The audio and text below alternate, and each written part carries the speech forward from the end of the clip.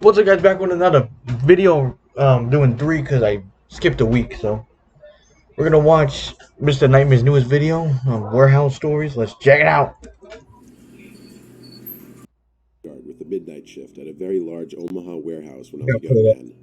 This building was mainly used for storage and it was huge. We as security personnel were tasked with hitting several stations inside this building on the night shift, and this required that we did a lot of walking. There would always be two personnel assigned to the warehouse at night, one patrolling the outside perimeter in a car, and one inside the warehouse 13. on foot. Okay. Being outside, sitting in the comfort of a car was obviously the more desirable of the two. I was working a Wednesday night. I was about half an hour into my shift. Oh. I would start the shifts walking around for about an hour, just surveilling the place before sitting down in one of the security offices. This room had some low-budget, ancient camera system that at the time was impressive technology, but it only had two screens because there were only two cameras in the entire warehouse, one in the northeast corner and one in the southwest corner. That's why we couldn't just sit on our butts in the security office our entire shifts and had to actually patrol the place.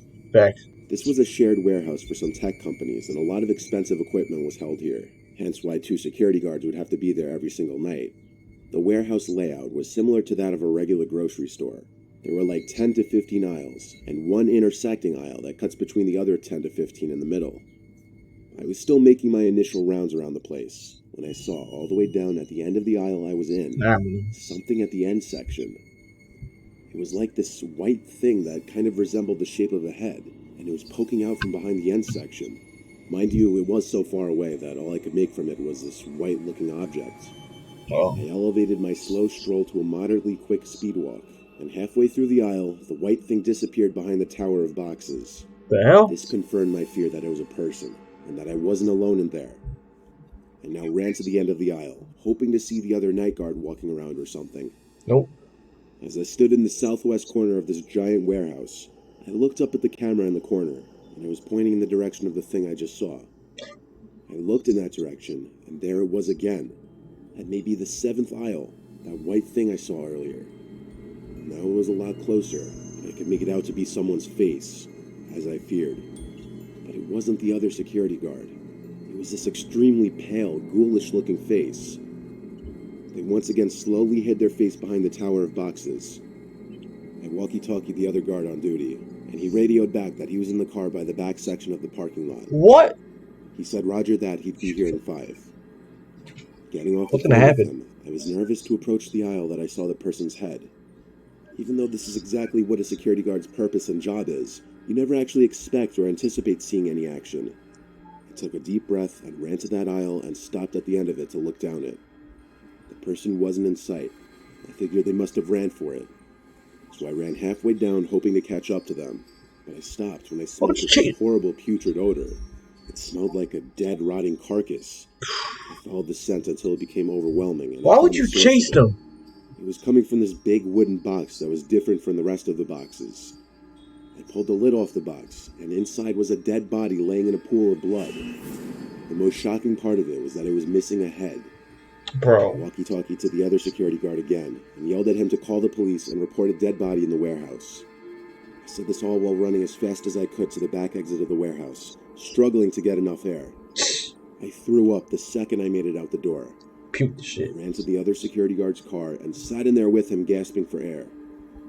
He was still on the phone with the police, so I took the phone and told them whatever the other security guy didn't. Given the nature of the situation, they sent like 5 or 6 cop cars and basically had the entire place surrounded.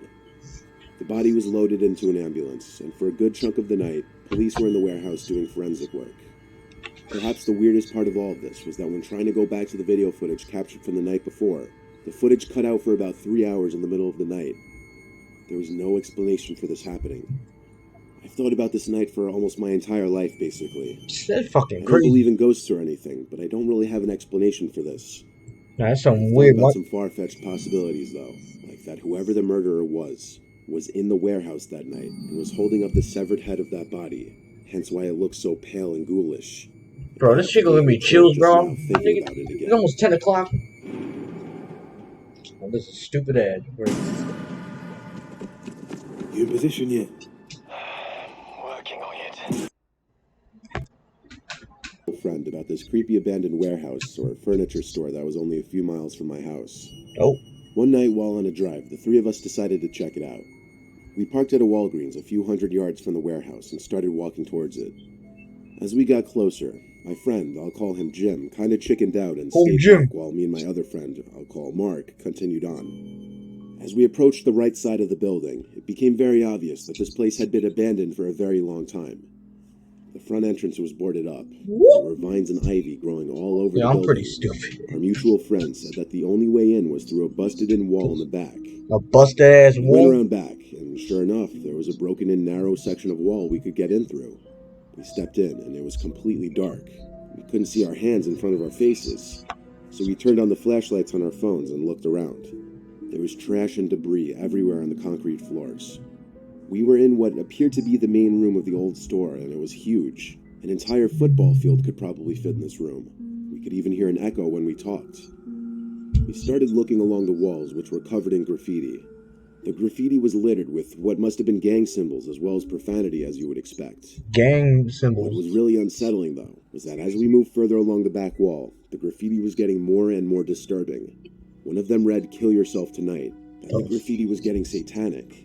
The fuck? Tons of inverted crosses, pentagrams, 666s, and violent scenes depicted. I'll While this never. stuff was creepy enough, it wasn't the worst of what we saw. Towards the end of the building, there were some steps leading to smaller rooms.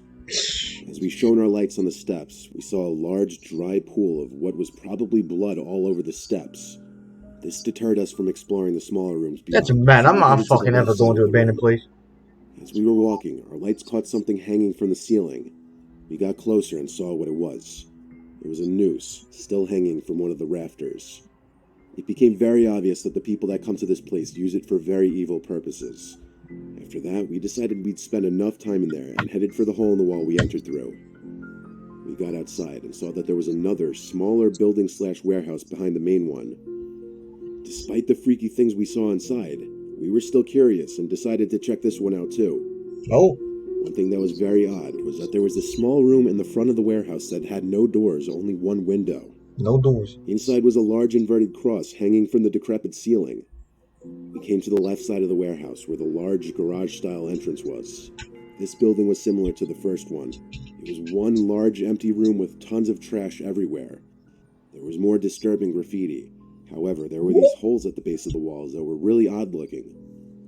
We shined our lights down them but couldn't see the bottom. What were these for? We had seen enough at this point and headed back outside. It was then that my friend Mark got a call from Jim. As he was talking to Jim, his face suddenly changed to a downright horrified expression. But why? I said, "What's wrong?" What he said next sent a chill down my spine. Oh no. "Someone else is here," he said.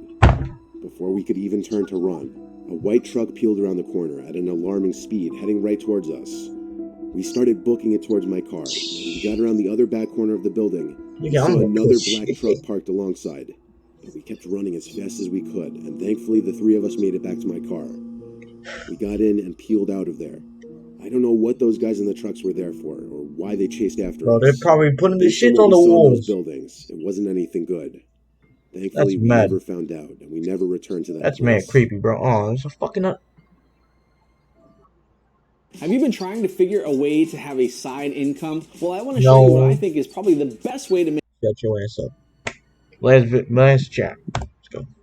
You're throwing dope parties for this record label group. I'd have to rent out venues for a night or weekends, which would allow us to host our events in these places. Usually we wouldn't pay until after the event, and the landlord or owner of whatever property we were using would take a cut of the profits. There was this one time that my group rented this big warehouse for an entire weekend. The entire weekend? Hosting parties Friday Mad. and Saturday night. Once the place was rented out, I had to do a lot of setting up, which included setting up tables for bottle service, setting up portable bars, and a DJ stand. A Oh. lot of work would go into these kinds of pop-up venues, but they were always extremely profitable. My buddy Jack, who was also on the event planning team, was helping me on the Wednesday before the party weekend. He drove a truck full of equipment to the empty parking lot that the warehouse sat in. I was having trouble figuring out how to get the power to a certain part of the warehouse activated. I looked for any kind of electrical panel or circuit breaker box, but I was having trouble finding one. I gave the building owner I dealt with a call, and he picked up almost right away. They're mad. His name's Carter. He told me exactly where to go for the electrical panel that would turn This on the name has been specific a game lights for I a was minute. looking for. He directed me to a door that had an exit sign on top of it. I'm mad It at wasn't you. on. Through this door, I was in a very short, very narrow space with a door on one side, which I presume led to the outside, and then a half flight of stairs on the other side. I was supposed to go down this half flight of stairs, which led to another tight space with a couple doors. This room was hard to explain without just seeing it for yourself. What I'm the? 6'4", so I had to bend down a little bit. 6'4", so my head would you're hit the tall as ceiling. shit. That's how cramped it was down Nah, there. he's short. This level had very dim nightlight kind of lights hung on the ceiling. Dim, but enough light to navigate just fine. I found the electrical panel, and Carter told me exactly which switches to flip. Okay. I shut the panel door and turned the key to lock So what's it, the problem? even though he told me to just leave the key in the lock. I thanked him, and our call ended. Mad things. I heard a loud and obvious buzzing sound that would be going off in spasms. I followed the sound of it to a door leading to a pitch-black room. Pulling the door open was hard as it scraped against the concrete floor. There was this red light in the top corner of the room that synchronized with the buzzing sound. When the buzzing stopped, the light would also turn off. I was trying to figure out what it was, but it didn't make sense. I stepped deeper into the room and noticed whenever I moved, the light would turn on and the buzzing would sound. Bro. When I stood still, it stopped. I don't know why, but I was creeped out, so I went back to the doorway of the room. I took one more look inside, and the red light turned on again, lighting up the room with this eerie red glow. What? I decided to call Carter and tell him Bro, about that's the is that a potential problem motion with the light detector or and the some buzzing. shit? He told me calmly that the light was a motion sensor, and the buzzing was because that one in the basement was busted. I was correct. You see that? I caught that shit. By motion sensor, and he explained that there's Someone's at least in one the in every room in room. the Get the building fuck out of because there. it's Run part of out the of there. security system. I Jesus. went back into the room, and the light was still on. I asked what could be setting it off in there. I'm good. He I'm said good. he had no idea, A person. and that's when I spotted it. There was someone. I couldn't tell if it was a man or a woman because of the long, disheveled hair. Probably a man. Sitting in one corner of this room, half hidden behind a pile of old boxes. Their eyes were the most noticeable feature because of how goddamn wide they were open. Their mouth was like a half smile. And they were moving their arm in a manner that was as if to tell me to come here. No, I'm I know good. it took me a few seconds to describe this person just now, but I was literally screaming at the sight of them in under a second. I slammed that door shut and ran back up the stairs and out that exit door. And this picture is scaring the I told shit out Carter of we me. were leaving and not using the warehouse anymore. I didn't ask any more questions after that. I didn't care. It was his problem. I yelled at Jack to get everything he could back into the truck. We collected our stuff as quickly as possible, loaded the truck back up, and left. I didn't even bother locking the door to the warehouse. I just wanted to be far away from there. Wow. I still today don't know what to make of it. The Carter guy seemed so weirdly calm about my telling him about a deranged-looking person in the basement of his warehouse.